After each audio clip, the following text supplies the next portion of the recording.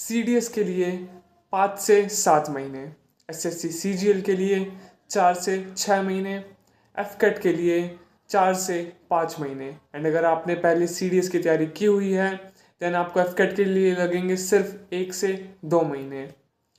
नमस्ते एवरीवन, मेरा नाम है अंकित तनवर एंड पिछले कुछ सालों में मैंने काफ़ी कम्पिटिटिव एग्ज़ाम्स के मल्टीपल स्टेजेस को क्लियर किया है। कुछ जगह मेरे को फेलियर्स मिले हैं एंड कुछ जगह सक्सेस भी मिली हैं एंड मैंने थ्रू आउट प्रोसेस को क्लियर किया है। नाउ अब हम काफ़ी यूट्यूब चैनल्स पे बैनर्स में कोचिंग एकेडमी के एडवर्टीजमेंट्स में देखते हैं कि इन बच्चों ने एग्ज़ाम्स को 2 से 3 महीने में भी क्लियर किया है। अगर इन एग्ज़ाम्स को क्लियर करने में किसी भी स्टूडेंट को ऑन एन एवरेज 6 महीने से ज़्यादा का समय लग रहा है तो हम ऐसे एडवर्टीजमेंट्स क्यों देखते हैं जहाँ पे किसी स्टूडेंट ने इन एग्ज़ाम्स को 2 महीने में, 1 महीने में, यहाँ तक कि 20 दिन में भी क्लियर किया हो। क्या हम इनसे इन्फीरियर हैं या फिर ये सब झूठ है? ना उसके लिए आपको एक बात समझनी पड़ेगी। मान लो आप एक एग्ज़ाम की तैयारी कर रहे हो जो आज से ठीक 2 महीने दूर है एंड यहाँ पे एक पर्सन आके आपको बोलता है कि इस एग्ज़ाम की तैयारी तो यूजुअली 8 से 12 महीने में होती है एंड वहीं पे सेकंड पर्सन आके आपको बोलता है इस एग्ज़ाम को प्रिपेयर करने में 1 से 2 महीने ही तो चाहिए। ऑब्वियसली आपको सेकंड सिनेरियो ज़्यादा पसंद आएगा। एंड यहीं पे एक साइकोलॉजिकल कंसेप्ट आता है जिसका नाम है कन्फर्मेशन बायस। कन्फर्मेशन बायस कहता है कि हम वही इंफॉर्मेशन सीख करते हैं एंड हमें वही इंफॉर्मेशन दी जाती है जो कि हमें उस मोमेंट पे कंफर्ट दे। कभी आप नोटिस करना, अगर आपके एग्ज़ाम को 4 महीने बाकी होंगे तो आपके सामने ऐसे एडवर्टीजमेंट्स एंड वीडियोस आएंगे जहाँ पे ये क्लेम किया जाएगा कि किसी ने उस एग्ज़ाम को 4 महीने में क्लियर किया है।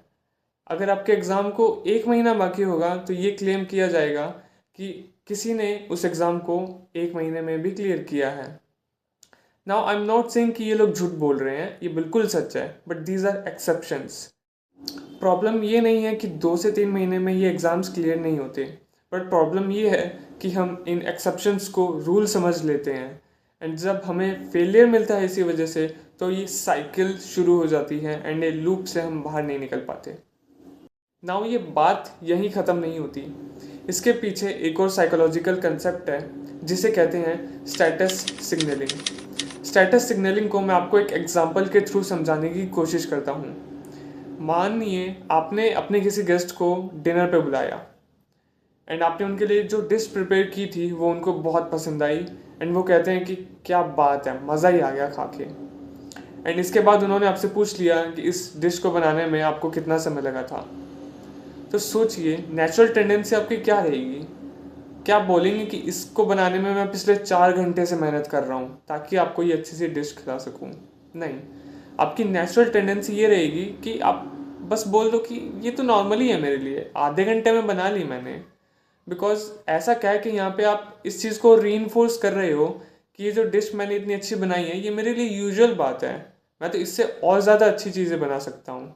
सेम थिंग काम करती है यहाँ कम्पिटिटिव एग्ज़ाम्स के फील्ड में, जहाँ अगर मैंने किसी एग्ज़ाम को क्लियर किया लाइक CDS एंड उसके जस्ट 20 डेज़ बाद मेरा SSC CGL का Tier 1 एग्ज़ाम है एंड मैंने उसको भी क्लियर कर लिया through my preparation which I was going through at the time of CDS, तो मैं किसी को यही बोलना ज़्यादा प्रेफर करूँगा कि मैंने CGL को तो 20 दिन के प्रिपरेशन में क्लियर कर लिया था, बट द फैक्ट इज़ पिछले 6 महीने से जो मैं प्रिपरेशन कर रहा था अपने CDS एग्ज़ाम की, उसने मेरा एक अच्छा बेस क्रिएट किया था एंड उसकी वजह से मैं इस एग्ज़ाम को 20 दिन में क्लियर कर पाया।